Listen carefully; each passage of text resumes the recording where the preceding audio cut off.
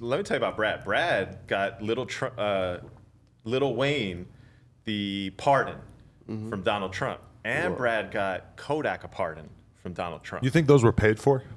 Absolutely not. Absolutely not. Why do you think Donald Trump would have been incentivized to do that? For the black vote. Yeah. Urban demographic. Also, everybody, people post like, oh, the fix is in. Oh, they're going to drop a bag. Oh, they're going to go do this. None of that shit happens. None of that shit happens. The stakes are way too high. You know what I'm saying? Once people are actually looking and they're on you in today's world, let me tell you something. You go press on somebody, they're going to go to the cops. You can't press on someone without realizing that they could just go inform. You know what I'm saying? So that's not something that really happens. I know a lot of people Trump. Right. No. I'm not gonna lie. A very large percentage of the time when the name Donald Trump is brought up around black people in social situations that I'm in, the Kodak thing gets brought up very quickly. Like, well, hey, go, because people who are like not paying super close attention to politics, they tend to gravitate towards like pretty basic, simple things that they, like gas prices. When you talk about who should be president of the United States, people just go to gas prices. It's something that everybody feels every day. You see the signs on the side of the road. Yeah, I love the gas price stuff. Yeah, and it's like, and I don't even want to try to make the case sometimes to people of like, I'm gonna be real with you, the fucking gas price does not have a lot to do with Joe Biden right now. And there's a lot of fucked up shit that happened under Trump that people just don't really tend to blame on Trump, No, right now, like I guess the narrative, right? Because when Trump was leaving, it was kind of the boogeyman is leaving. Yeah. Things about to be sunnier. Now, for 4 years now, things are not sunnier. So now the narrative around Trump is kind of soft, and again, I'm not going to tell you who I'm going to vote for, but Well, we all know. Right? No, man, soft. You're gonna be in here with a DeSantis hat on.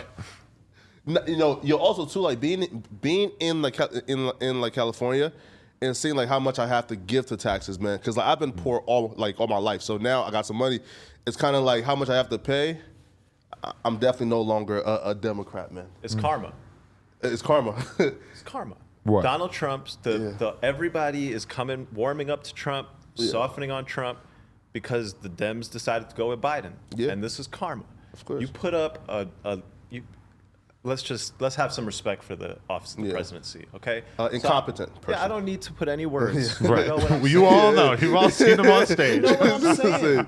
Yeah. If you put Joe Biden out as the president, the response from the American people has been clear.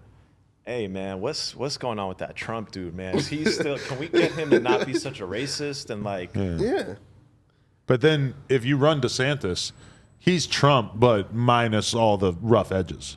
He looks sane on camera. He seems competent. He seems like he's got his head screwed on straight. But in the end, I think he probably actually has a bigger agenda for America that a lot of us wouldn't appreciate than Trump did. Trump was pretty ineffective. All these guys are taking us back, man. We need people to.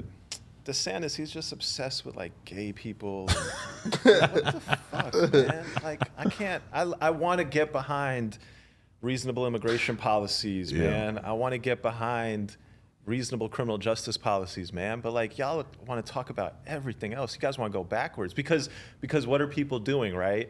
People are just trying to look out for themselves. How do I look out for myself, Adam? I'm gonna play to my base. Right. You know what I'm saying? And I try not to.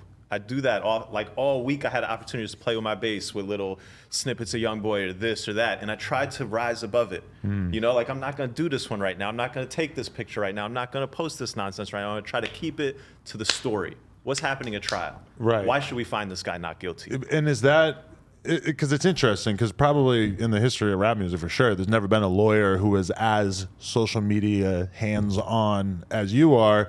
You're clearly going about this in a way that probably most of your peers could not even fathom, right? Like when you're standing outside interviewing young boys, lawyers and everything, they're happy to do little interviews with you about what just happened in court. But also, I'm assuming that they're thinking that the way that you're choosing to spend your time here is very much outside of anything that they've ever even considered, right? Yeah, well, I think for me, the appreciation that I get from them means everything. Like they really appreciate the commentary. They like all that. in terms of sort of a hip hop lawyer doing it, I forgot what was your question?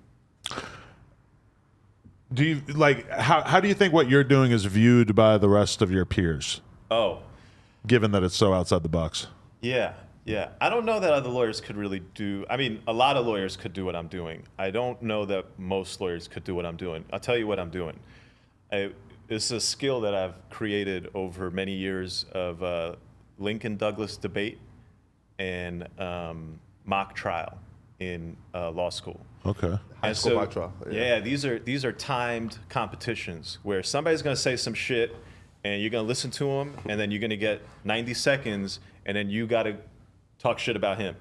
Right. Right? And so that's all about kind of really quickly digesting and then really quickly reciting.